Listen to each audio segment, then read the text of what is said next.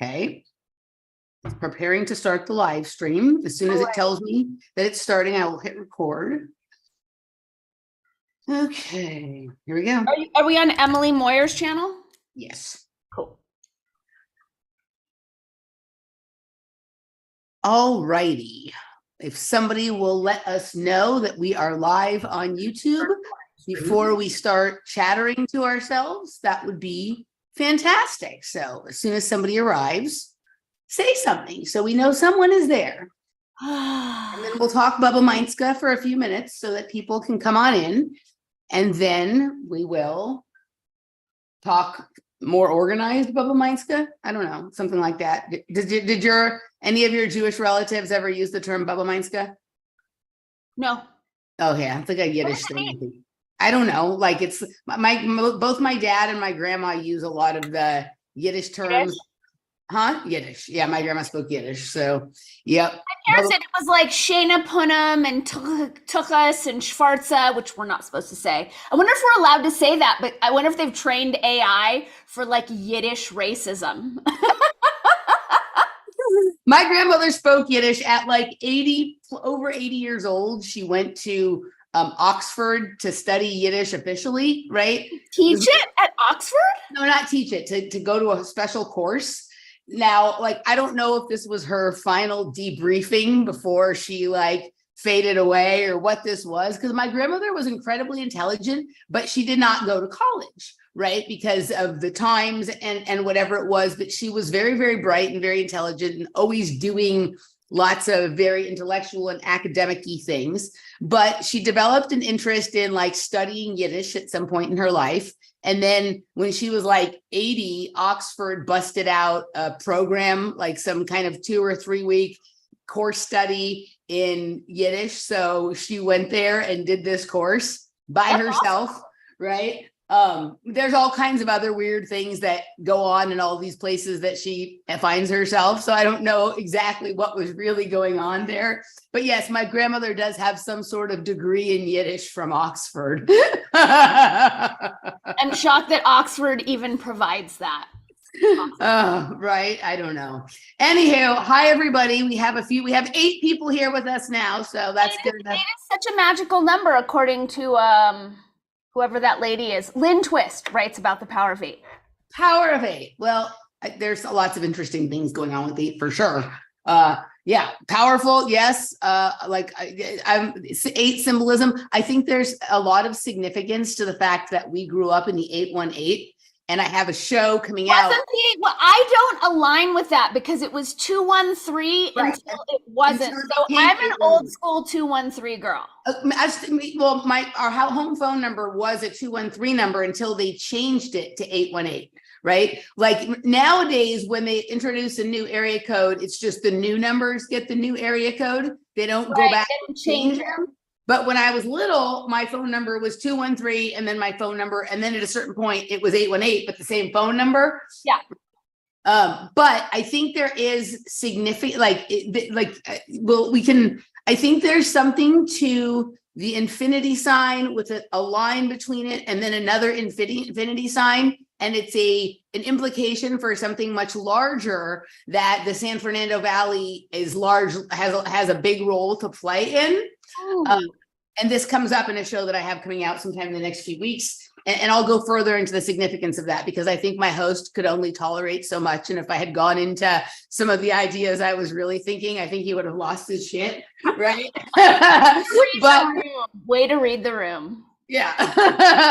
Anywho. So this live stream is mainly just an opportunity for us to announce that we have our supporters received this last week, but we did a fantastic about an hour-and-a-half interview with Cynthia McKinney that we decided we wanted to put out publicly so everyone could listen because people really like her, but also her evolution is really important symbolically for everyone and the what she stood for and the things she's been willing to discuss openly that many other people who've been in her position haven't been willing to, I think are valuable to everyone. So the show that we did, our supporters have already had it, but for everyone else, I'm going to put it in the chat right now. And then once this is done, I'll put it in the chat again at the end for those who join us later. And once this is done, I will go back and put it in the description box and in the comments and the show notes so that everybody can go watch it. But this was completely different than the show I did with her a couple of years ago. I really liked it. I know this was your first time with her. Like, what were your thoughts about this? I know we talked about it a little bit in our supporters section as well. That's just for supporters, but just for everybody here who hasn't listened to it yet, your thoughts. I feel like it's that show that encouraged her to post the Matthew North, Joe Rogan link to Twitter yesterday. I know. I was like, go Cynthia.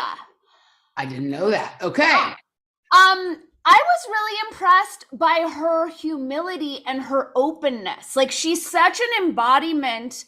And I've said this about Catherine Austin Fitts too, of female leaders who actually embody the feminine, which is so rare because so many female leaders have this like heavy masculine overlay. But her willingness to listen and really feel into our questions, to really avail herself to the perspectives that we were suggesting, was super massive, just given like how educated she is, how intelligent she is, how experienced she is, but that she's still open to shifting her worldview.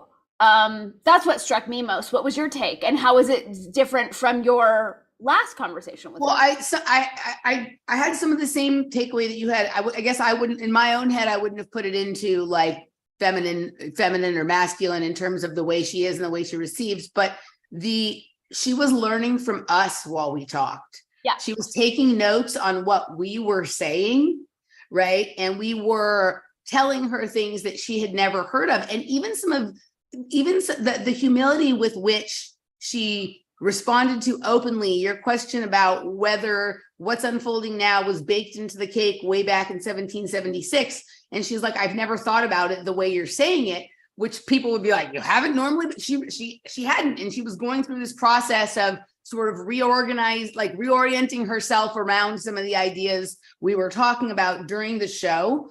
And yeah, like this didn't feel, there's plenty of politicians who've gone into the swamp and come out and tell their story, but they still act like they know so much more than you, but they don't really give you any new information. I'm thinking of Tulsi Gabbard. I'm thinking of, a few others, right?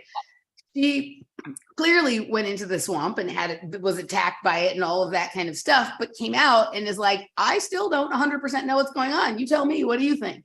Right. And it was also interesting to me that, she brought up an operation that I'm familiar with the process she's talking about, but I had never heard the title of this operation. Right. And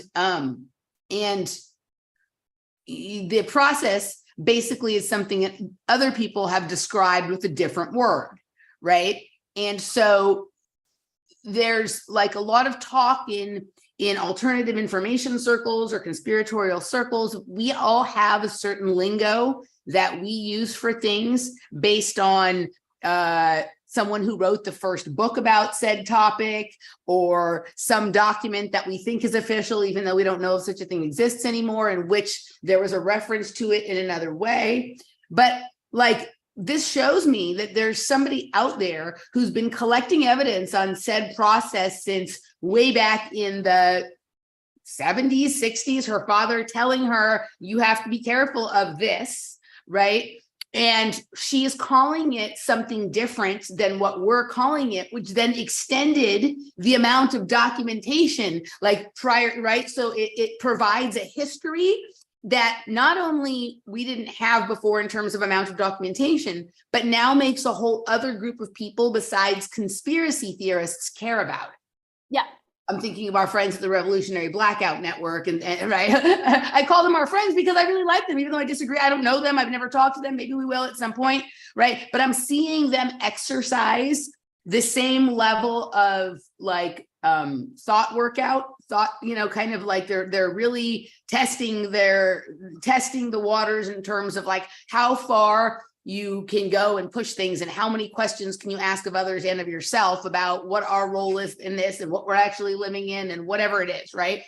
But some of have you heard any other like alt media talking heads, whatever, talk about that operation that she? I've never heard that word she said before, right? And so I'm not going to say it here because I'm wondering if the reason I haven't heard it before is because it became, right? So I'm not going to say it, but it's in the video that is publicly available to everybody now. I put it in the chat room, and I'll do it again before we end, and I'll put it in the show notes.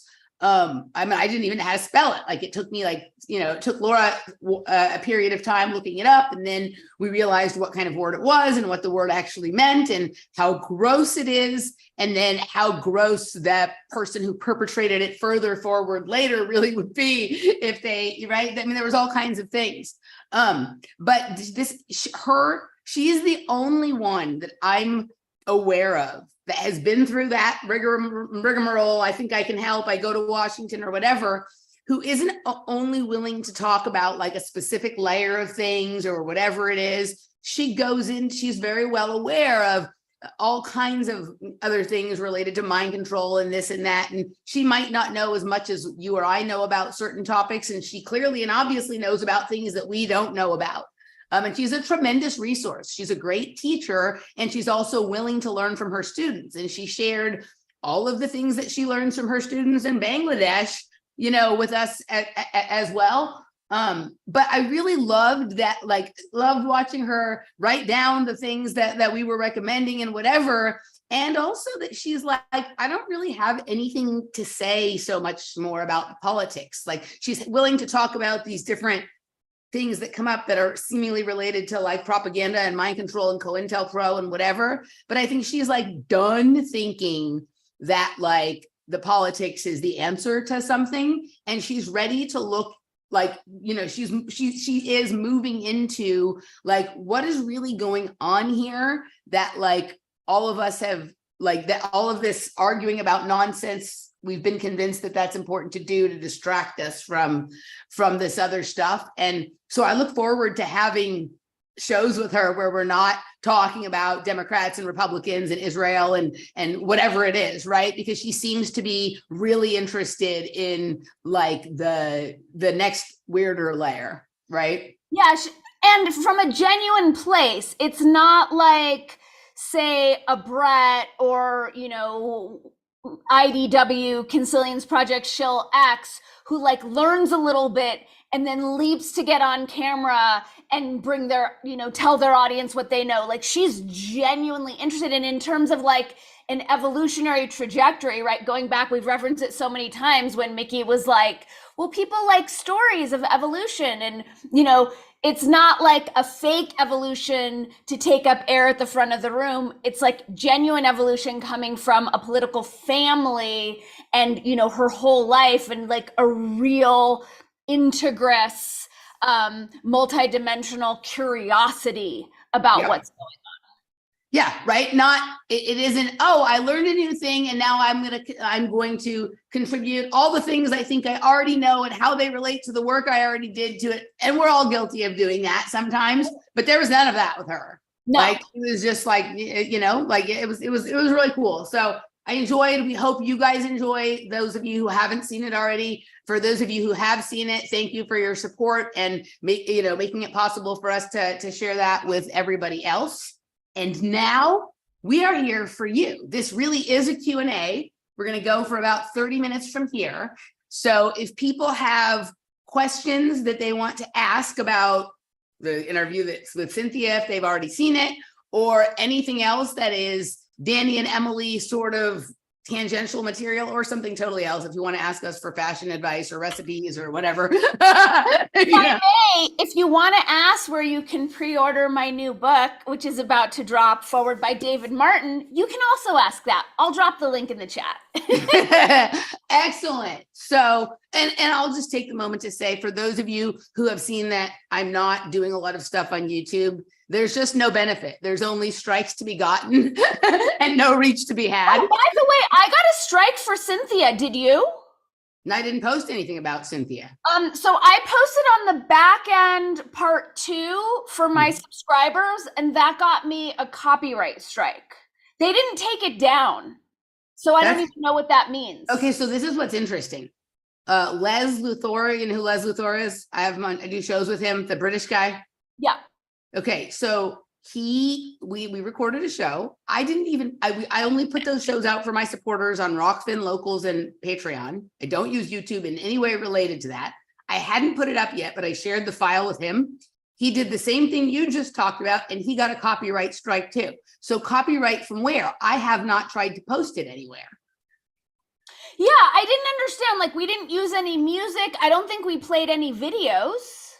I'm wondering, like, it's weird. Like, I'm just wondering if somehow something is integrated in a way that they know that the video belongs to me because I originally recorded it, even though I didn't post it on any way on YouTube. It's fucking weird. Whatever it is, I don't understand. But yeah, I don't post anything on YouTube really at all. You know, it's interesting because it's like I think it's the AI going a little bit off the rails. And this is what I've noticed this past week. Like, it's taken me 3 days to load my audio files onto Audible. And I thank God the audio engineer is so sweet and has been working with me. But it, like, I would load the file and they're like, this, you know, whatever the initials are needs adjusting. I mean, 3 days of probably 8 to 10 hours of work. And the engineer is like, the AI is like, wait, they're programming it to be too sensitive, like too tight-assed. And I've had a number of these things happening. It's like they turned the dial up on AI cuckoo-ness in the past week, I think. Yeah. So I don't do any. So anyway, what I would say, I don't post anything on YouTube for this reason, except for clips that are like completely vanilla toast. For people who miss my content, I am posting everything for supporters first. Public material and private material go to supporters first. Private material stays with supporters. Eventually, the public stuff that used to be public becomes available on Locals and Rockfin and some other places that aren't YouTube. So go look there. And then we occasionally do these live streams and I occasionally do clips, but that's why I haven't been here. It's not that I don't love you. It's that I don't love YouTube. But I have lots of new content available in all the places where I post content. So anywho, all right. So I think you didn't put your link. I think you said you were going to post, it says language of betterarchy here, and then there's no link, Dani. So try again on that. I see it there. Do you guys who are watching see? I mean, I'll put it again, but I don't see it. Like when I posted the Rumble link, I see it, but I just see your preamble and I don't see an actual link. Okay, I just put it in again. Can you guys see the link that it's for the pre-order? So not yet, but there might be a small delay. So somebody asked a question in all caps, which I'm assuming that means that they want it asked. So yeah, if you guys have questions or comments that you want us to engage with, all caps. So Hin Marie asked, is there really AI? So this is a question that Randy and I like talked about a lot back in the like 2017, 2018 kind of period, right? And so we were going at it from like a more philosophical space of like, well, on some level, isn't all intelligence artificial? Because once you know something, then you're sort of adding your own perspective or position, or like like what you were just saying about what Eric and Heather or Brett and whatever do before, right? Once you take something in and it becomes part of your knowledge and then you're putting it out, there's modifications or sort of an algorithm or a way that you talk about it that slightly, if only slightly, changes it from what the experience was that gave you knowing. Right. So on some level, is all intelligence artificial? I wonder about the degree to which the AI is the big scary monster that they say it is, or that they need us to develop a certain level of fear engagement with it for it to manifest in the way that they're trying to scare us, the same way with everything, the same way with, you know, the joy and the lollipop and all of that kind of stuff. So I don't know. The only answer I can say is I don't know. It's not something I spend a lot of time thinking about, but every once in a while I'll have like some weird interaction with the technology that is like, that is not anything human on the other end of that. Your thoughts? I have no idea. You know what I've noticed is like, I'm becoming more aware of historic know-it-all tendencies and this like pressure that I've felt in the past to answer every question. I'm not qualified to answer that, and I have no fucking idea. So I think what may be going on here with your thing, because it's not showing up, but my link is that YouTube changed its settings and that I have to go in somewhere and permit other people to post links. So why don't you send me in Zoom chat, send me the link you want me to post in the YouTube chat, and I'll do it. Thank you. Much appreciated. You're welcome. I think that's my perception of the AI. Okay, so I see some other things. Johnny B. Crypto said do on you, but I don't, I'm not sure if that's a question or if just I'm not sure. And then Pono 8888 seek Tavistock crisis response management 3-step system contrived stress situations. I think she's detailing a process. Okay, Dapuma. Okay, so Dapuma wants to know my thoughts on Mel Fabregas and his name change. Do you know what we're talking about? That is about, Dani? No, but I can just go in the other room while you guys have this conversation. Well, it's something, but this is something you might kind of, okay, so he's the person who has a show called Veritas, not Project Veritas, but Veritas, that's been like a long-standing alternative media thing. It's been around for a long time. So I did an entire segment with Sonia about this about 2 years ago. And so I will, I don't know if that show is still up because that may have been on Vimeo and then they deleted my account. And so it might not still be available there. So maybe I should repost it in some way. I don't understand why he would change his name when everybody knows that he changed his name. Like, right. So this guy, his name is Mel Fabregas. And all of a sudden, like now his shows say his name is Mel Hostelrick. Right. And then, you know, there was some post somewhere that like he's like in his personal life, he's being hassled a lot. So he's changing his name. And I'm just like, I don't like that would be like kind of if Russell Brand is like, I'm getting like a lot of, you know, allegations against me that are unfounded. So I'm now going to be like Russell, you know, Tutorwalk, right? Or whatever it is. Like the name change makes not like a lot of sense for the reason given, but I think there's something deeper and more energetic at play. And I'm not going to get deeply into that because I want to talk about stuff that you and I sort of both know things about here. But I do have an entire show with Sonia that was on that. And if you reach out to me, Tapuma, I'll try and find it and send it to you. That's all. Okay, so let's see what we got. Yeah, somebody is asking you to tell us about your book, Dani. Mia Bell wants to know about your book. Oh, thanks for asking, guys. So this book it's called The Language of Betterarchy, a blueprint for uniting against tyranny. The back blurb is, in her much anticipated follow-up to Word Up, Little Languaging Hacks for Big Change, Dani Katz focuses her quantum languaging word wizardry on societal overhaul, equal parts cultural critique and revolutionary handbook. The Language of Betterarchy dismantles the myth of patriarchy as prime cultural perpetrator, pinpoints hierarchy as the nexus of distortion doing the collective body bad, and offers tangible tools to unify the populace and evolve our culture for the better with our every word. That was David's piece? No, David wrote the foreword. Okay, gotcha.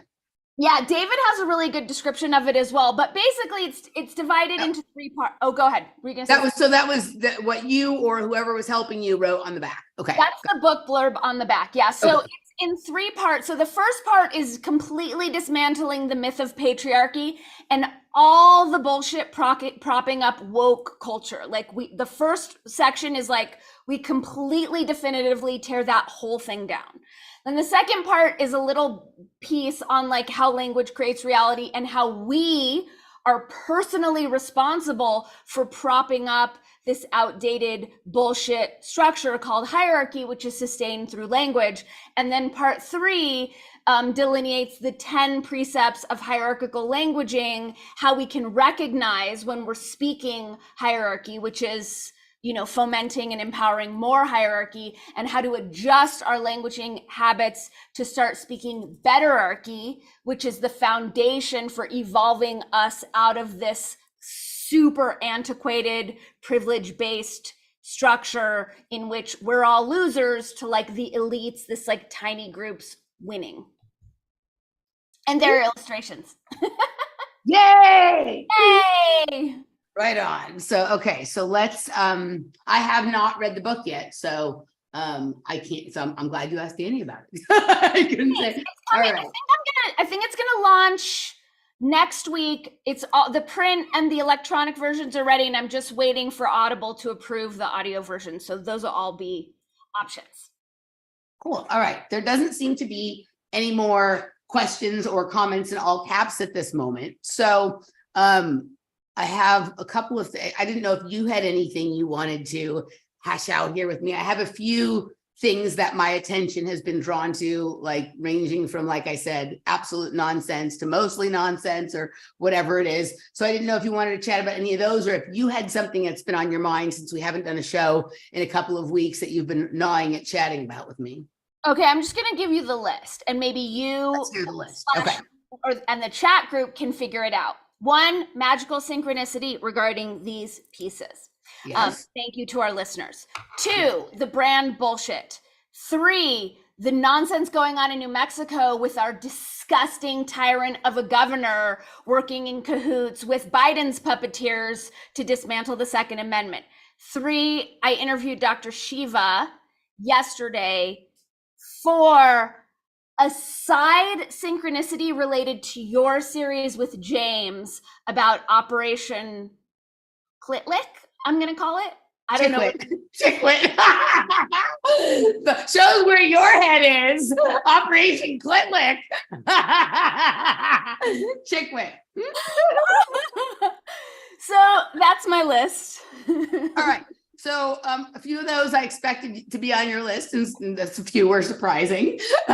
Jump in wherever you like. I'm game for any or all of them. I'm glad I can still surprise you. Absolutely.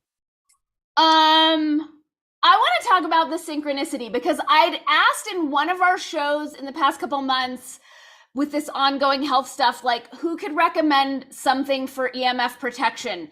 And someone recommended Twisted Sage, which was what I'd had in my mind. And when I went on their website, it was like palpable. Like any page I went to on the site, all the cells in my body were like, yes, yes, yes, this stuff is amazing. This stuff is amazing. I've been wearing this for, I'd say, like a month. It's total game changer. Like it's just clearing a lot of interference from my field. So I've been working like a complete fucking lunatic. And I got away over the weekend to this very bizarre, like rec center hot springs in the middle of nowhere. And I'm not going to tell anyone where it is, but it's super undouchey, no hipsters, like very, very rural, weird place. So I spent the day there on Saturday. And as we were pulling out, these guys get out of a car and the car says Twisted Sage on the side. And so Ross is like, go say hi to them. Cause I'm like, oh my God, I think those are the people who make my thing. And he's like, go find out. So I jump out of the car and these two guys are just checking in and I'm like total fangirl nerd. And I'm like, are you the guys who made this thing? And they're like, yes, we are. And I'm just a freak out. From South Dakota. So I'm like freaking out like it's Tom York. And I'm like, oh my God, this is such a game changer. This is the greatest thing to ever happen to me. I'm so happy that I'm meeting you. You're fucking rock stars. P.S. Will you come on my podcast? Sure, great. I'm like, okay, I'll email you. So I run back out. It's like raining out. It's super muddy. And I hear, Dani, hang on. I want to give you my card.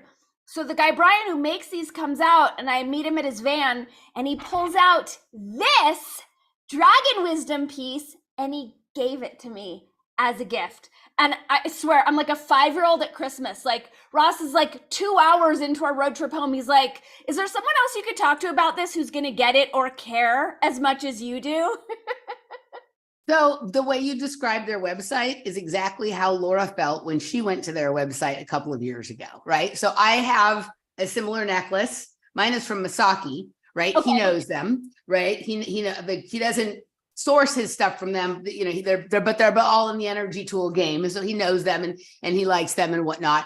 But Laura was looking for some types of items that Masaki didn't have or carry or whatever. And so she found this site and she had some nice back and forthing with them. But she was also with the website. Like, you, Laura, do like a lot of the same things. Huh? I want every single thing on their site. Yeah, I have like a thing on for the back of the phone from them, and Laura has a couple of different pieces and whatnot. They're from South Dakota. I know someone else who knows them too. It's kind of funny, but they definitely, as soon as Laura engaged their website, things related to them started popping up in other ways as well. So, but I mean, that makes sense based on the work that they do. Like they're basically creating an energy field. And then once you're aware of that energy field, everything else that's aware of it is sort of magnetized to that space, right? So totally. yeah. It's been, because in terms of like the initial piece I got in clearing interference, like super long story short, it's been a real shit summer. And it's been like a lot, like challenge after challenge after challenge after challenge. And so I used to experience that kind of synchronicity and magic like all the time. So it was just like this beautiful kind of dawning of like, oh, it's back. And I'd had this really intense dream the night before where whatever, like the dream masters, like it was all about wisdom. And I just kept hearing the word wisdom, wisdom, wisdom, wisdom, wisdom. And then I'm given the wisdom. Yes. Yeah. Yes. I love it. All right. Next item. Next item. Shiva? Okay. I mean, I could not get a fucking word in edgewise. It's such a bummer. He is so pissed off that the world hasn't acknowledged his brilliance. What's annoying, it's like, so he live streamed while we're recording, and I was like, it would have been nice if like your people ran that by me before. Right. You know, I don't like it when it's like, it's bad etiquette. If you want to live stream while I've invited you on my podcast and I'm recording, be transparent. Ask me if that's okay. Don't just like surprise me when we jump on, all of a sudden I'm live on your channel, because it fucks up my whole thing. But it's a bummer, man. Like I'm interested because he's talking about systems theory, and his whole thing is like the movement has to be about systems, and once you understand the science of systems, then we can change the system. And I'm like, well, that sounds like it's a match for what's going on at SFI and all of what they're doing. So there's an aspect of me that's like, that's fucking cool, but I'm not going to clear the time out of my schedule to like take his free course, because every question I asked him, he's like, take the course, watch the video, or he would just completely sidestep it altogether. So there were things that he said where he was like, they're not really that powerful, you know, it's more positive than you think. And I really liked that message, but I couldn't get a straight answer out of him. There was no receiving, like he's not listening. And that's one of the things that I'm really paying attention to in anyone who's vying for my vote. Can you listen? Are you open, not just to other perspectives, but to the human in front of you and what they're actually asking, instead of barreling over them with your agenda and your talking points? So he indicated to me zero ability, like literally zero ability to listen or to even collaborate on a conversational agenda. To have a meaningful exchange where each, the back and forth, a tennis match, not just none. And then there's an aspect of me that's like, I think it's funny that he swears and like calls people names, but in reality, it's super low vibe. It's super low vibe. And for as many times as he had to say Booby Kennedy, fucker Carlson, Tulsi Gabbard's a scumbag, like, why don't you talk about the ideas of theirs that you're not in alignment with instead of slandering them? Right. You know, like it's a waste of time. And I don't know if it's an attention getting mechanism. And then there was a moment where he kept saying it's about consciousness, or raising consciousness and evolving consciousness. And I'm like, okay, cool. So where you're at now in your path, where are you evolving your consciousness? Like, what is it you're learning right now to prepare yourself to step into the oval? And he couldn't even do that one. He's like, well, it's about teaching other people to be leaders. And I was like, oh, there's not an ounce of humility at all on any level. So it was a bummer, because that interview, which happened the last time I interviewed someone who was running for election here in New Mexico, had me realizing like, I can't vote for you. Yeah. Yeah. I mean, there's like, I listened to him when he was on with Kim Iverson, and it was basically the same thing. And she was very patient with him. right? But like I hadn't listened to him since like the beginning of like the pandemic kind of thing, when he was out there saying a lot of stuff. Like I'd listened to him. That was the first time I'd heard of him. And he's too self-important in a not funny, like it's not like, I think lots of us who are willing to get in the box, like have some interesting relationship with ourselves where we think we have something to say that's important, but like you learn to develop like a sense of humor about it, or be self-deprecating, or to make fun of yourself, or to also grant that same sort of the importance you feel for yourself that the other person does as well, and have an exchange based on that. He has zero of that. He is really just incredibly narcissistic, right? And super pissed off because he hasn't gotten the amount of credit or attention that he feels that he deserves for his brilliance, right? And that's it. That's what it comes off as. It just comes off as like, I'm mad because they like these other people better than me, or whatever it is. And so even when he says things, like lots of things he says are like undeniably true. Right. But this is the part of the problem with politics and with any sort of, with the fact that so much of our culture revolves around like a person that has a lot of eyes on them, like idolatry and iconic kind of, right? Like you have to be, there has to be something about the person that is likable enough that you want to pay attention to them. And you can't get so invested in that quality is more important than the things they say and the things they do, and whether or not those things line up and whether they represent reality or not, right? And so like, I don't find like what he's doing to be helpful or useful in any way. And like, it's so off-putting that it almost feels like part of the op. Because, oh, this person is saying these things that anybody who's done their research knows is true, but this person is the same level of egotistical nightmare that other people say about Donald Trump and other people say about Barack Obama, or whatever it is, right? That the only, like, you're going to have to, like, there's no like normal person saying real things that is on offer anywhere. Right. That would be like your Cynthia McKinney or your whatever, and they're in Bangladesh. Right. So, yeah, I find him off-putting. There's funny moments with it, but like, yes, what the fire hose coming one way, no meaningful exchange, not actually taking in what you're saying, digesting it, and then responding to how it made him feel or anything like that. None of that. And and as far as the live streaming thing goes, my guess would be that this is a practice he got into because of people cutting things up or editing them or taking him out of context or whatever. But the fact that he now is protecting himself at the expense of being honest with someone who's offering him an opportunity that he asked for is low vibe and shady. Thank you, because I went into this open-minded. I interviewed him like in 2014, 15.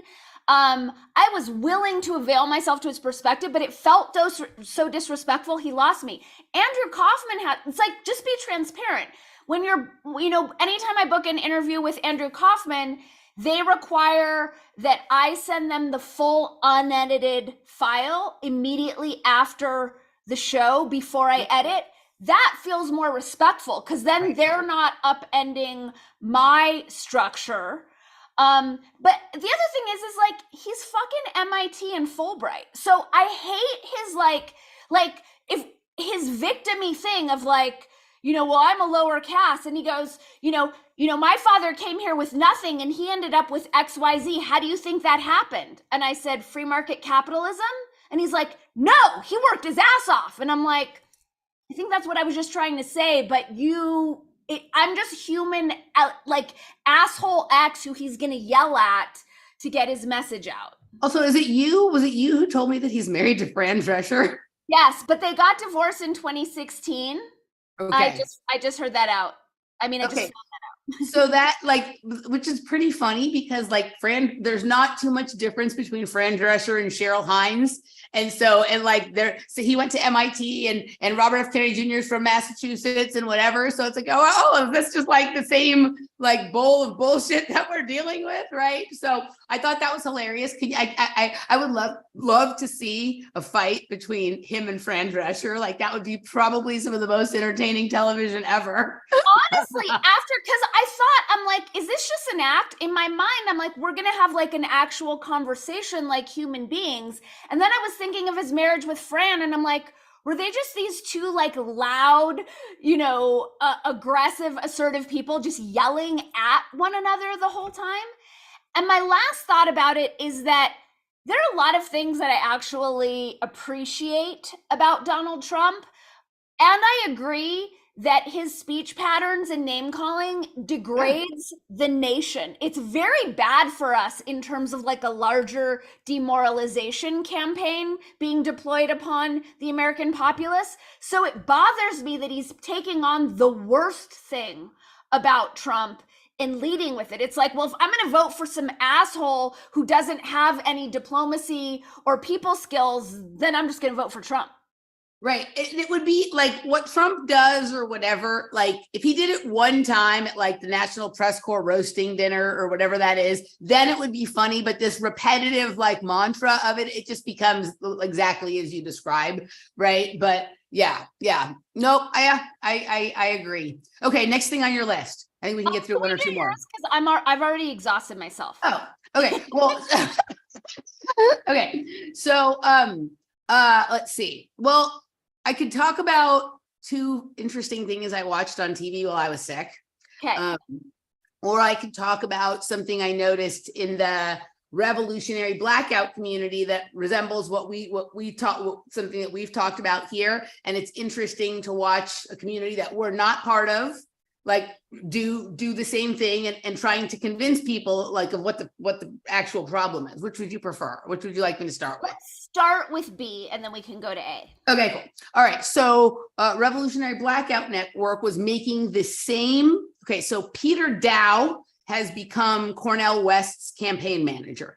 And Peter Dow was Hillary Clinton's campaign manager. Yep. And so there's rightfully. Did you see Jimmy Dore's expose on this? I've seen lots of things. I don't know that I've specifically seen Jimmy Dore's, but I'm familiar with the history. I just want to give him credit because Jimmy Dore called it in real time. He's like, whoever's running your campaign is trying to. Totally. I did. Yes, I saw that. I saw all that. Right. For people who want to see like an exercise in someone asking all the difficult questions and not backing down at all, go watch Jimmy Dore's interview with Cornel West. Right.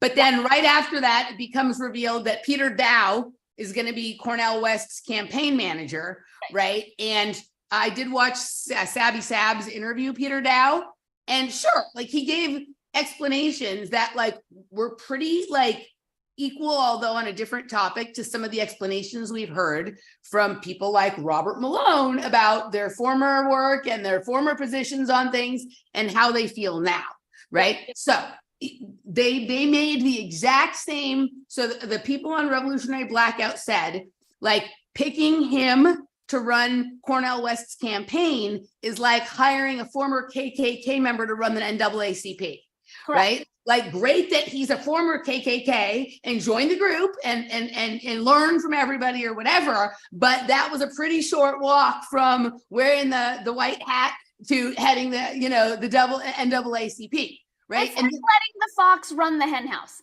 100%. This is the first time that I have heard anybody make that kind of comparison on an equal level. And right. Like, even when we would talk about this from almost everybody, except for those people who closely follow you and I are in a lot of alignment with us, like, it's mostly like, well, yeah, but he's helping about Robert Malone or about some of these other people. And of course, Mickey's excuse as to why we have to have one of these supposedly recently reformed people in charge is because that makes a better story, right? And so, but it was really like, I like how sharp these people were. Like, forget about like all of the content of anything and whether it's true or not that he actually feels different or he's just saying this to try and sheepdog people into something or not. the amount of time between when he said this and thought these other things and what he's saying and thinking now is too short for him to even understand what he's talking about. And that's basically what, go to the back of the room, sit and listen. And in 10 or 15 years, maybe you'll have worked your way to the front of the room. Right. And so it felt, like that, even though their focus and some of the things they concern themselves with and spend like really a lot of time on, right? Like I can't at this point, although maybe in the past, imagine making those things the focus of my life and what I gain satisfaction and value from. But I liked watching them dismantle that scenario, like in the same way that we were sort of going about it, so that was kind of interesting. But I also watched some people from that network, Savvy Sabs, just now sort of finding out and starting to talk about some of the shady aspects about Barack Obama from the past, that she's basically saying that back when he was running for president, like she didn't know about all the drug and sex scandal things. She found out about that far later, right? And when the drug and sex scandal things are salacious distraction fucking bullshit from his genocidal human rights violations. Correct. And she made the exact same point. Okay. But she thinks it's interesting that she had been prior, she herded into a corner of the media that was so enamored of Barack Obama that they built this wall where none of the rumors that make somebody look questionable are even allowed to get in. And also they don't question his foreign policy, both things, right? So it's called racism. It's called we are a nation of fucking racists. Right. So, right. But, so it was interesting. It was fascinating to me that shit that seemed like was flooding my feeds for so many years and that you couldn't get away from, the same way like Ukraine is now, or the same way the Russell Brand story is now, right? How was she not aware of that? Even if her opinion back then was that the people who saying that are wrong or bad or conspiracy theorists, or she's not saying that. She's saying she wasn't aware of that, right? And it was like, sometimes I forget how impenetrable they have made the membranes between the ghettos. That they have everyone siloed in. Yeah. Really intense. Right. And then within that, she asked all the right questions and said all the same things that you and I would say at this point. But it's like, think about this. At that time, we were saying those things. And to the extent that any people who disagreed knew any of those things, crazy conspiracy theorists, crazy conspiracy theorists, crazy conspiracy theorists. Right. So the people who are blocked off in different silos are managing each other on this level where the people who know the most have the least amount of following. Correct. And then for each degree of less knowing outward from that, there's a commensurately bigger audience following that will manage the people who know anything. But like literally 5 years from now, 10 years from now, they'll be saying the thing that we're saying and frustrated because somebody who knows 2 less things than them are preventing them from, right? Like it's this Russian nesting dolls of the people who know. The people are always managing the people who know one thing less than the person below them, which sounds weird in the way it's arranged, is managing that scenario. You always have a manager that knows at least one thing less than you, right? And on and on and on and on until the person running the show is an absolute no. Right. Correct. Right. You just described it in such a great way. I wish someone would do like an animation and it could be like, here's how media actually functions. Yes. Here's how the information sharing space actually is set up. Correct. Yeah. I could right. If I was better at drawing, I could draw exactly what I mean. And then the other thing, I have 2 huge recommendations for people to watch. And one of them I'll probably do a show about at some point, maybe with Michael. And then one of them I'll probably just refer to endlessly because for some reason it gives me like a tremendous, I don't know, my response to the show makes no sense. So I started watching this docuseries on Netflix called My Unorthodox Life. And it's about this woman who was an Orthodox Jew, right? Like extreme Orthodox Jew who supposedly escaped from that lifestyle and within 8 years is like one of the highest women in fashion, leading elite model group, like multi-millionaire, lots of companies, all this stuff, and like living this like completely polar opposite life to everything she led, right?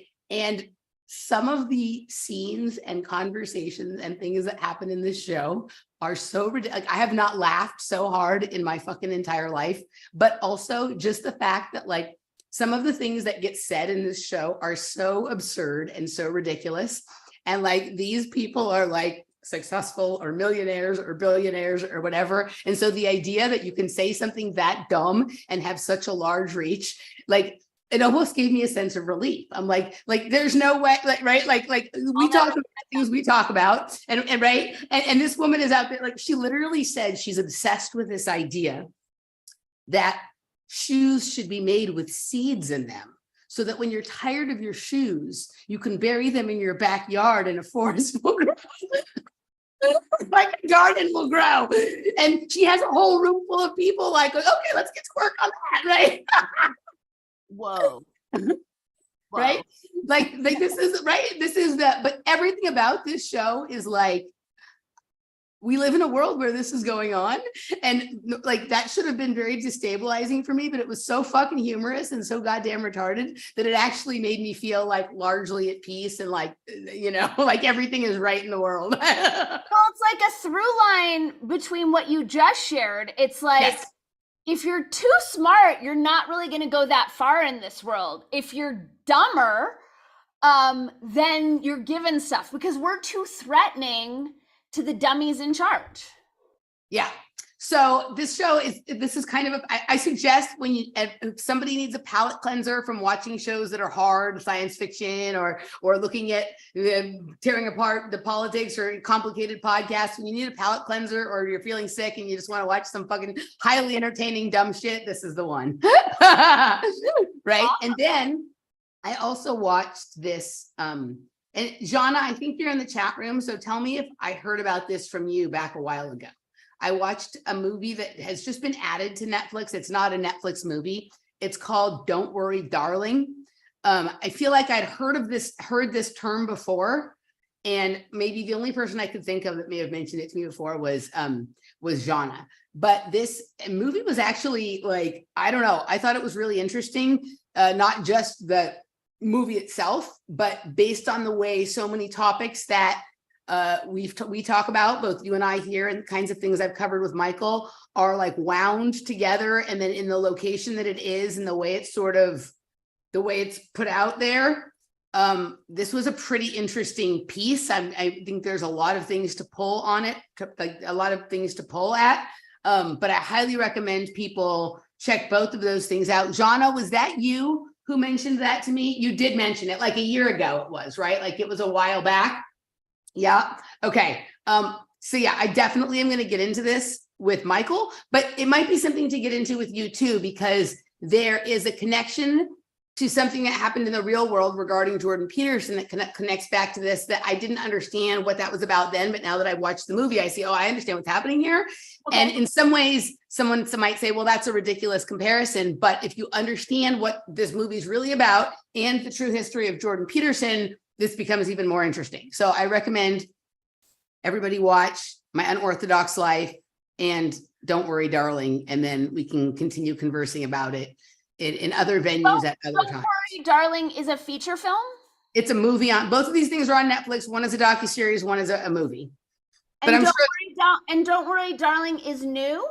Don't Worry, Darling, I think is like a year or two old, but it just came onto Netflix recently. They just recently added it to the Netflix, sort of lineup. Okay.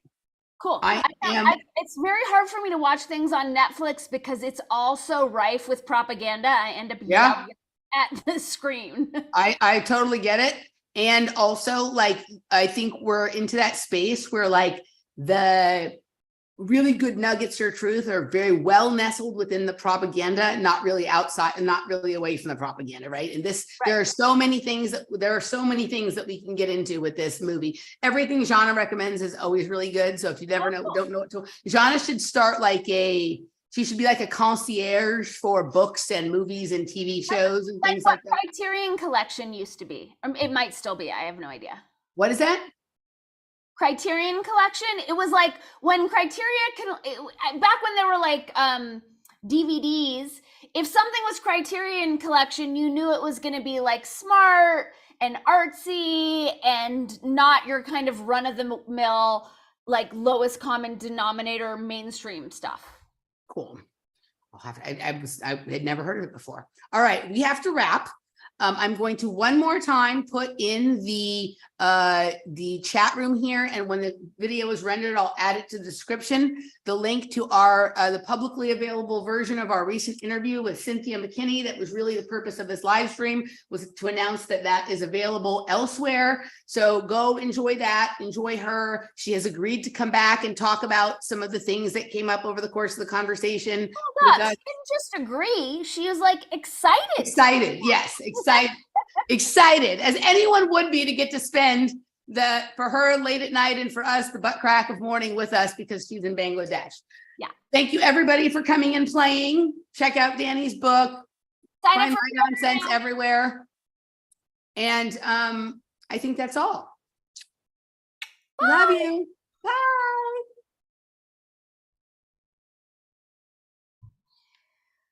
Whew. Hold on, I need to end the live stream.